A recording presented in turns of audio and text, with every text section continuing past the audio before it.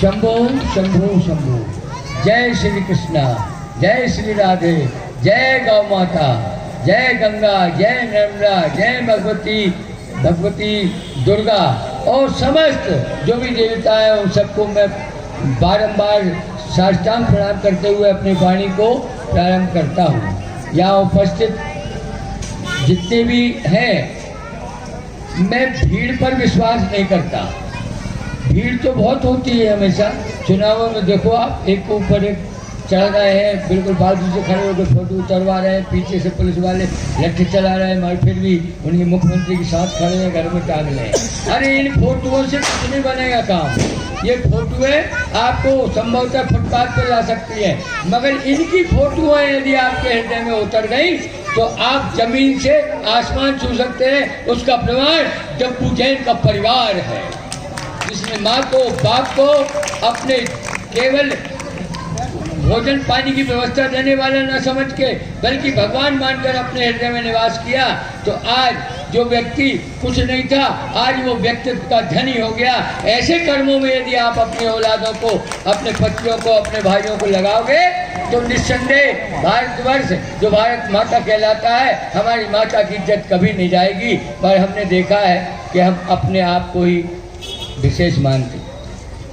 थोड़ा समय लूँगा क्यों बोलने के लिए, कुछ मेरे अंदर उभार आ रहा है। यदि आप कहें तो बोलूं, जल्दी तो नहीं है। नहीं उनकी भैंस लगाना है, रोटी बनाना है, चूल्हा जलाना है, कुत्ता ना घुस जाए, किवाड़ खोल के आए। यदि खोल के भी आए तो कुत्ता नहीं घुसेगा, चूल्हा जलेगा, सब कुछ होगा। निश्चिंत होकर यहाँ बैठ के आप मेरी वाणी 2, 4, 5 मिनट सुने। पहले तो जो प्रभु की इच्छा है कन्हैया की, वो अपन गाय।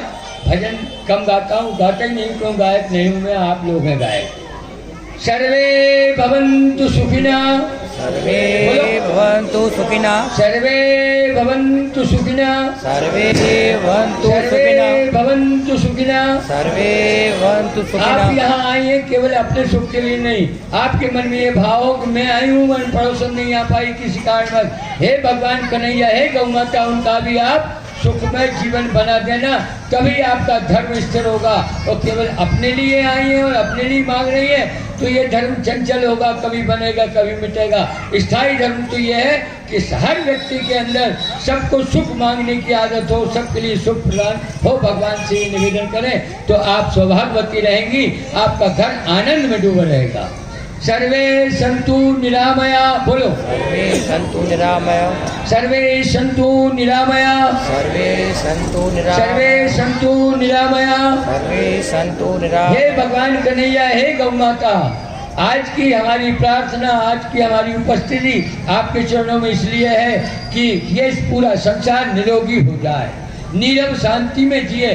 केवल हम ही बुखार से पीड़ित हैं, अच्छे हो जाए ये मत मांगो, बल्कि जो भी बीमार है, जो भी अस्वस्थ है, जिस कारण से भी तन मन धन से यदि लाचार है, परमात्मा उसको आप निर्भय जीवन प्रदान करें, नीरव शांति प्रदान करें। तीसरी बात है सर्वे भद्राणि पश्यन्तु, सर्वे भद्राणि पश्यन्तु, सर्वे भद्राणि पश्यन्तु, सर्वे भद्राणि सर्वे पश्यन्तु, भद्राणि पश्यन्तु। सर्वे भद्राणि मेरी इन पश्यन्तु। आंखों में मैं जहाँ जाऊँ मुझे अच्छा ही नजर आए, मैं बुराई ढूंढूं तब भी मुझे दिखाई न दे, ऐसा गुण मेरी आंखों में भर दो। क्योंकि हमने देखा है कि व्यक्ति के अंदर कान और आंख इतनी खतरनाक इंद्रियां हैं, ये स्वर्ग पहुंचा सकते हैं या जीते जी नरक का अनुभव दे सकती हैं। हम हमेशा बुराई ढूंढते हैं, अच्छा ही नहीं ढूंढते। भगवान से ही कहो कि ढूंढने पर भी बुराई न मिले, इन आंखों में भद्रता का अनुभव डाल दे। हे प्रभु मेरी आंख ऐसी सुंदर बना दे, शंभु शंभु कह के इस बात की आप भगवान से याचना करें। तीसरी चौथी बात है माँ कश्चित दुख भाग हो गई, बोलो माँ कश्चित् दुर्भाग्यो भवेत्, माँ कश्चित दुख भाग हो गई, माँ कश्चित् दुर्भाग्यो भवेत्, माँ कश्चित दुख भाग हो गई। माँ कश्चित् दुर्भाग्यो भवेत्। ये हमारी 3 श्रीएं जब अब चढ़ जाते हैं तो हमारे अंदर से ये भाव आना चाहिए, भूल कर भी कभी किसी को किंचित मात्र दुख प्रदान न हो। परमात्मा मेरी आपसे ये अभिलाषा है, मेरी आपसे ये जिज्ञासा है, मेरा ये समर्पण है। तो निश्चित है आप पूजा करें न करें, भजन करें न करें, बेलपत्र चढ़ाएं न चढ़ाएं, फूल चढ़ाएं न चढ़ाएं, मगर ये भाव करके आप अपने जीवन को चलाती हैं तो प्रभु आप पर फूल चढ़ाने आएगा। और आया है प्रभु अवतार लिया है, अवतार लेने का आशय ही है जिन लोगों ने अपनी इस कामना को परमात्मा में समर्पित की है, परमात्मा उसकी कामना की पूर्ति करने शरीर धारण करके आता है। शंभु शंभु, ये भगवान के 4 बिंदु आप सुबह और शाम सोने के पहले और बिस्तर छोड़ने के साथ अनंत व्यास परमात्मा को मानकर ये कहना चाहिए, सब सुखी हो, सब निरोगी हो, मेरी आंखों में भद्रता बढ़ जाए, अभद्रता खत्म हो जाए और दुख किसी को ना हो। ये 4 पुष्प जैसे आपने वाणी के चढ़ाए, आपका जीवन सफल हो जाएगा, नर्तन पाना धन्य हो जाएगा। अन्यथा एक बर्तन है, कुछ दिन बाद टूट जाता है, इसमें कालक लग जाती है और हम फेंक देते हैं। बर्तन तो बदला जाता है, नर्तन नहीं बदलता। चाहे डॉक्टर बैठे हो, हकीम हो, फंडा पड़े आ रहे हो, कंडा तावीज वाले, वो आपके शरीर को नहीं बदल सकते, केवल खाक में मिल जाता है। इसलिए नर्तन रूपी बर्तन को सुधारने के लिए आपको प्रभु के चरणों में इन 4 बिंदुओं पर आस्था प्रकट करके जीना चाहिए। अब ये जो भव्य कार्यक्रम हो रहा है, अफसोस एक बात का होता है, हम दूसरे धर्म के ऊपर टिप्पणी तो करते हैं और कहते हैं घर से गाँव हिंदू है, मगर इस बिहारी चौक में कम से कम 3-4 हजार आदमी रहते हैं, कम से कम 3-4 हजार आदमी रहते हैं। मैं रह चुका हूँ बिहारी चौक में, इसी सामने पटेल साहब के मकान। परंतु गजब है कि बाहर के तो लोग यहाँ आ गए, परंतु यहीं बिल्डिंगों में बैठे लोग यहाँ आने से कतरा रहे हैं, बड़ा दुख का विषय है। और जब आप पर आपत्ति आती है और कोई नहीं पहुंचता तो उनका देखो तो समय बहुत खराब है, जमाना बहुत खराब है, कोई हमें मदद करने नहीं आया, कोई गाड़ी लेके नहीं आया, इनके पास गाड़ी थी, इनके पास पैसा था, कोई हमें पैसा देने नहीं आया। अरे कुछ करना सीखो, यदि आप कुछ देंगे तो आपको भी ऊपर वाला बहुत कुछ देगा, समाज भी कुछ देगा। दुख होता है, आपने देखा होगा जुमे के दिन मुस्लिम भाई लोग दुकान का डाला गिराकर मस्जिद जाते हैं और अपने यहाँ मंदिर के सामने से गाड़ी बिना रोके पी आवाज करके भगवान को सुनाकर चले जाते हैं। अपन कैसे हिंदू हैं? अपने हिंदुत्व कहाँ है? बोलिए। मोहल्ले में रामायण हो रही है, यदि सुंदरकांड किसी ने करा लिया है बेचारे ने या अखंड रामायण, तो 10 बजे तो बमचक है और उसके बाद कुछ कांपते रहता है, कोई तो हजार पढ़ने वाला, कोई तो हजार सुनने वाला। हमारी ये दुर्दशा है हिंदुत्व की। और फिर हम कहते घर से कहो हिंदू। मेरी भाषा किसी को बुरी तो नहीं लग रही, मैं बिल्कुल कड़वा बोलता हूँ।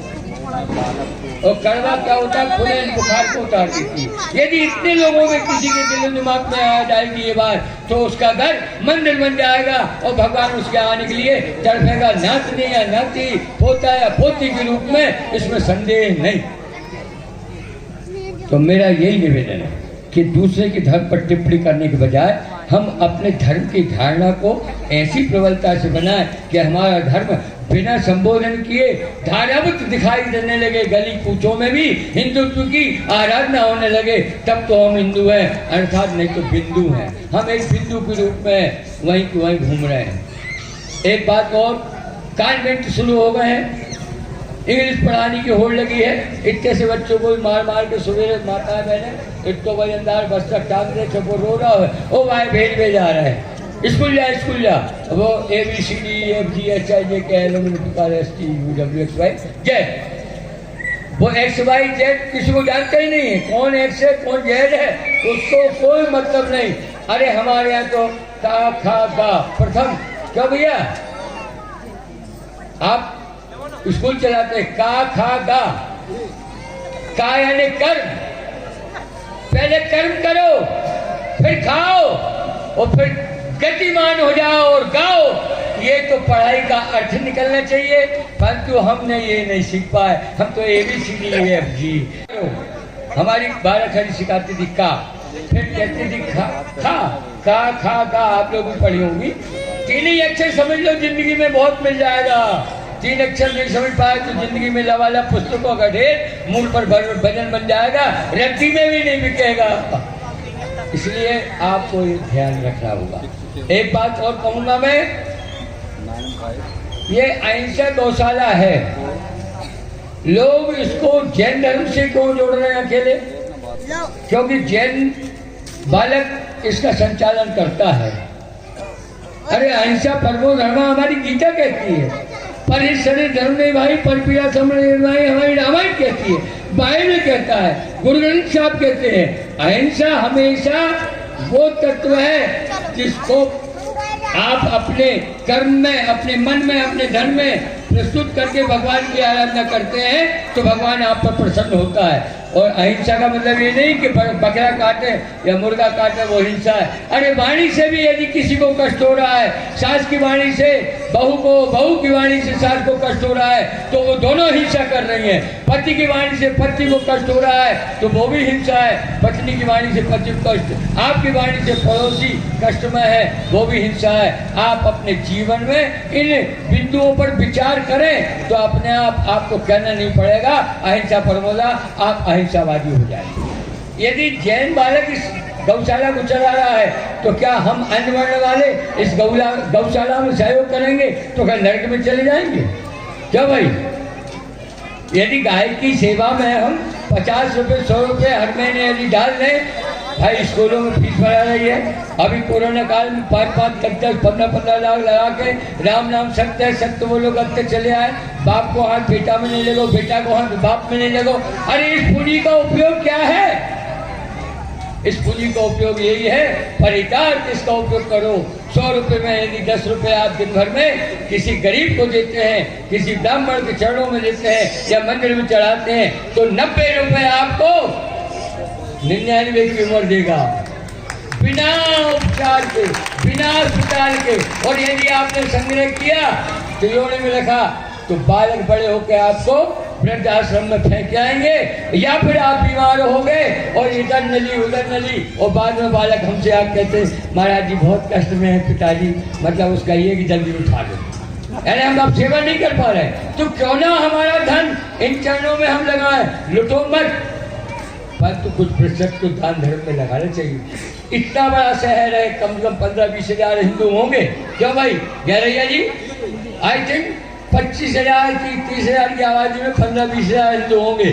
यदि सब संकल्प ले लें, ना जाए नर्मदा नहाने, ना जाए वैष्णो देवी, ना जाए पचमढ़ी, ना जाए महाकाल के पास, मगर यदि हर व्यक्ति एक परिवार का, हर व्यक्ति नहीं, परिवार का एक सदस्य 10 आदमियों का परिवार है, 100 रुपया हर महीने यदि इस गौशाला के लिए दी जाए तो ये गौशाला कितनी भव्य हो जाएगी।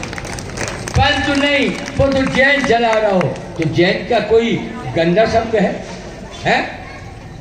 जैन का शब्द, जैन शब्द का अर्थ मालूम क्या होता है? जा को अलग कर दो, मात्र लगा दो जैन, और ना यानी नहीं।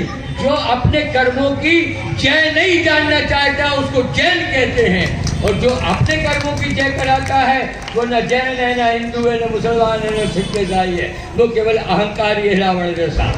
मेरा आशय यही है, आप अपने कर्मों को सत्कर्मों में लगाना शुरू करें। एक छोटी सी बात और कभी वाणी को विराम दूंगा। एक सेठ जी के यहाँ 14 साल से एक बालक काम करता था। बेटा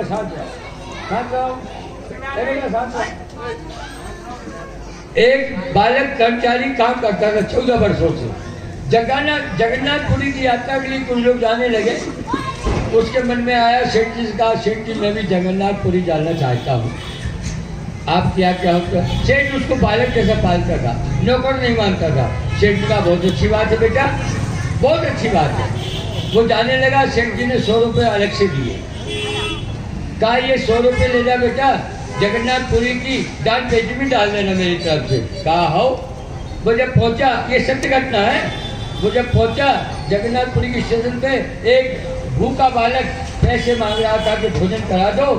सब जगन्नाथपुरी के दर्शन करने जा रहे हैं, किसी ने उसको एक पैसे की मदद नहीं की। इस बालक ने कहा सेठ जी ने 100 रुपये दिए हैं, इसमें से 2 रुपया इस बालक को मैं भोजन कराने के लिए देता हूँ। वो दे दिए और वो जगन्नाथपुरी गया, उसने 98 रुपये गुल्लक में डाले।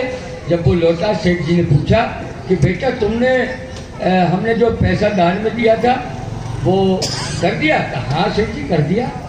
अब कुछ दिन बाद, 8-15 दिन बाद जगन्नाथ जी खुद सेठ जी के सपने में आए कि सेठ जी तू धन्य है, तेरे 2 रुपये से एक मोहताज को भोजन मिला है, इसलिए मैं तेरे चौखट पर दर्शन देने आया हूँ। 98 रुपये तो पढ़ियार खा लेंगे, मगर 2 रुपये की पूंजी जो तेरे सेवक ने मेरे एक भिखारी एक भूखे बालक को प्रदान की। इसलिए मैं जगन्नाथपुरी से तेरे घर में तुझे दर्शन देने आया हूँ। कहने का आशा क्या हुआ, मत लगाओ लाखों रुपया दान में, मत करो किसी की अगुवाई और सब, मगर मन के अंदर ये भाव करो कि परेश्वर धर्म नहीं भाई, पर पीड़ा सब नहीं अनमाई। तभी आप मनुष्य कहलाओगे, तभी आप शिशु कहलाओगे, तभी आप जमाने में भगवान के भक्त कहलाओगे।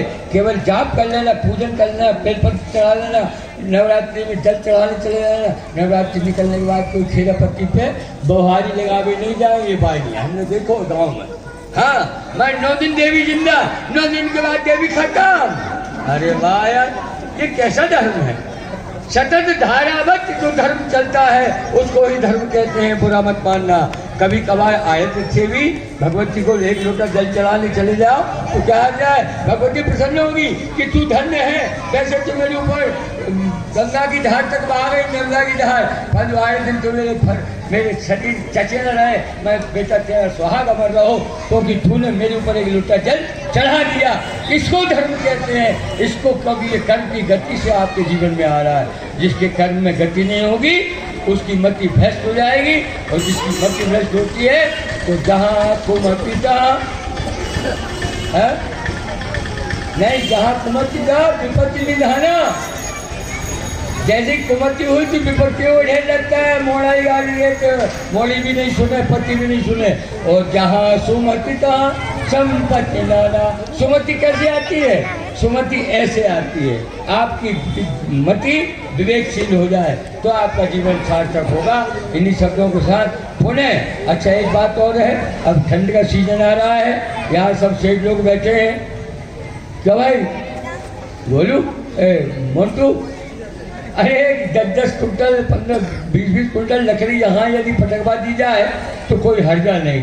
मेरे तरफ से भी 1 ट्राली लकड़ी में यहाँ भेजूंगा, जबकि मेरे पास न धन है न तन है, मगर मन है और ये वतन है। ये वतन है और मेरा मन है। मेरे पास न तन है न धन है, मैं करते रहूंगा जब तक जीवन है।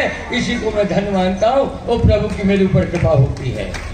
तो ऐसे आगे बढ़े और लाकर लकड़ी ठंडा जो भी दे सकते हैं, भूसा जो भी है, तो ये गौ की सेवा होगी। ये गाय अकेला जैन नहीं पाल रहा, डब्बू नहीं पाल रहा, मोहल्ले के सभी बालक पाल रहे हैं। सभी चौरसिया है, कोई भी है, साहू है या अन्य जो भी समाज बोली मानव नहीं कौन, मगर नवयुवक यहाँ पर सेवा दे रहे हैं। इसलिए ऐसी बिंदु मत बनाना कि ये जैनी की है, जैनी की नहीं है, हम सबकी है, हम सबके लिए है। हम सबको स्वर्ग ले जाने में ये सीढ़ी लगा देगी, हमारे पैसे की, हमारे दान की, हमारे पुण्यों की, हमारे कर्मों की। मगर कर्म हम ऐसा करें ताकि आपके जीवन में कुछ प्राप्त हो। शंभु शंभु शंभु, सर्वे भवन्तु सुखिनः, सर्वे सन्तु निरामया, सर्वे भद्राणि पश्यन्तु, सर्वे भद्राणि पश्यन्तु, मां कश्चित् दुर्भाग् भवेत्।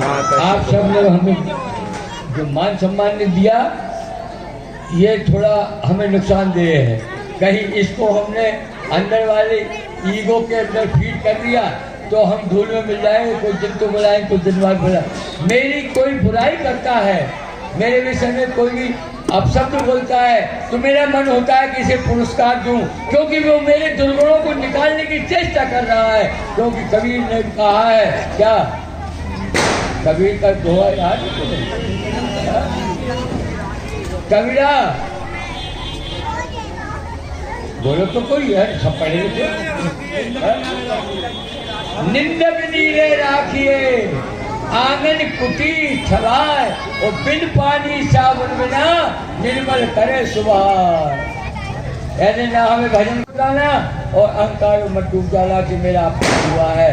मेरा अपमान जब होता है मुझे रात भर प्रसन्नता होती है कि कहीं न कहीं कोई कमी थी, इसलिए तो अपमान किया मेरा। मैं उसको धन्यवाद देता हूँ, पैसा तो नहीं उसे पुष्प माला और चढ़ा देता। शंभु शंभु शंभु।